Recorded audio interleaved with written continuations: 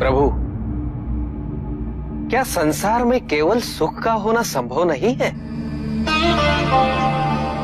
प्रत्येक आत्मा का लक्ष्य केवल सुख की प्राप्ति ही तो है।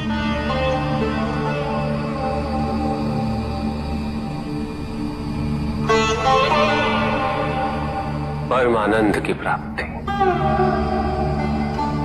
किंतु हम सुख नहीं,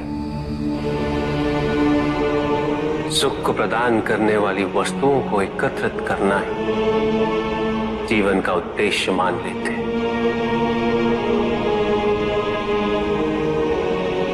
ये समस्त संसार माया है, सब कुछ नश्वर है।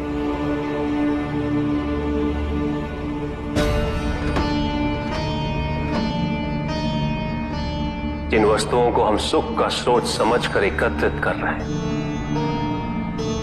वो सदैव नहीं रहेंगे। जो व्यक्ति सत्य को जानते हुए भी लोभ का परित्याग नहीं करते, वो सदैव इन्हें खोने के भय में जीते।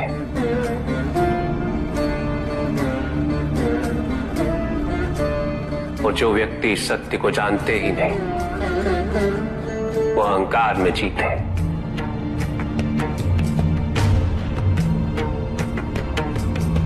और जहां अहंकार और भय उपस्थित हो, वहां सुख कैसे रह सकता?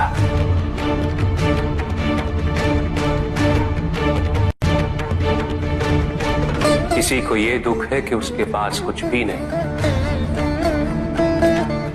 और जिसके पास सब कुछ, उसे ये दुख है कि पाने को कुछ शेष नहीं। सुख को हम स्वयं अपने दृष्टिकोण से परिभाषित कर देते हैं, जबकि वास्तविकता इससे भिन्न है।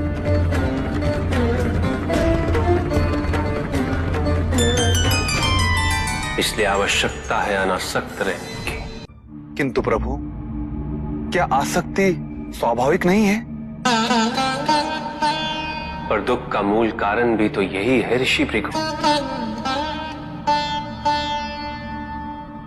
आसक्ति हमारे मन की शांति को छीन लेती, उसे भंग कर देती।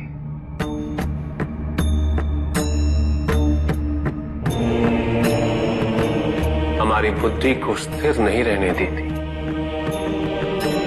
उसे चंचल बना देती।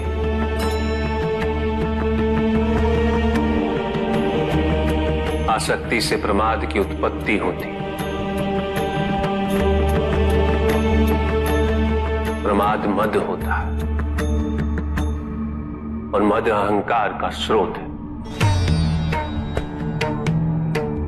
और अहंकार पूर्णतः अशुभता में परिवर्तित हो जाता है, अर्थात आसक्ति अशुभता की जननी। इसलिए अनावश्यक है। तो प्रभु, आसक्ति को अनासक्ति में कैसे परिवर्तित किया जा सकता है?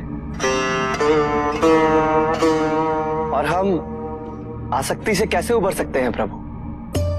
आसक्ति से मुक्त होना ही अनासक्ति है। आसक्तिहीन होने के लिए अपने और पराये का भेद मिटाना अनिवार्य है।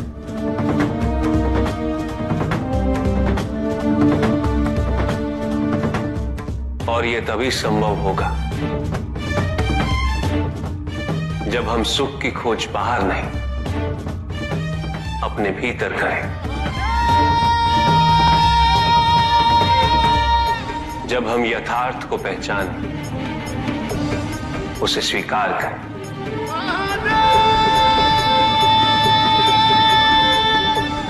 हम अपने सुख को सांसारिक तत्वों से परिभाषित नहीं करें। जब तक हम ऐसा करते रहेंगे, हम बंधते जाएंगे। जब हम स्वयं अपने भीतर झांकना आरंभ करेंगे, हमारी मुक्ति का मार्ग स्वतः प्रशस्त होता जाएगा। महादेव, आपने हमें दुख का कारण तो बता दिया, किंतु हम भाई के बारे में भी जानना चाहते हैं।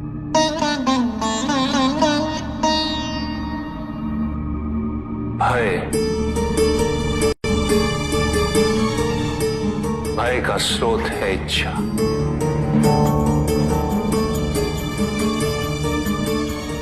पाने की इच्छा होगी तो उसे खोने का भय भी होगा।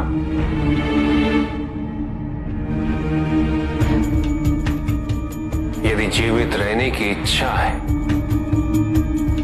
तो मृत्यु का भय भी अवश्य होगा।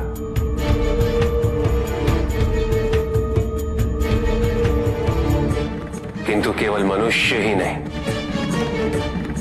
देवता, गंधर्व सभी इस भय से ग्रसित हैं।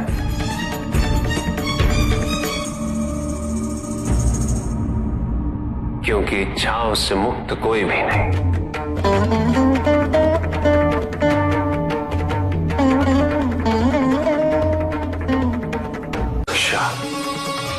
ईर्ष्या, द्वेष और निंदा और षड्यंत्र जैसे पाप भय से ही उत्पन्न होते हैं।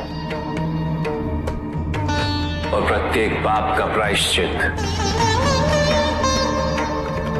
केवल दुख और कष्ट उठाने से ही संभव होता है।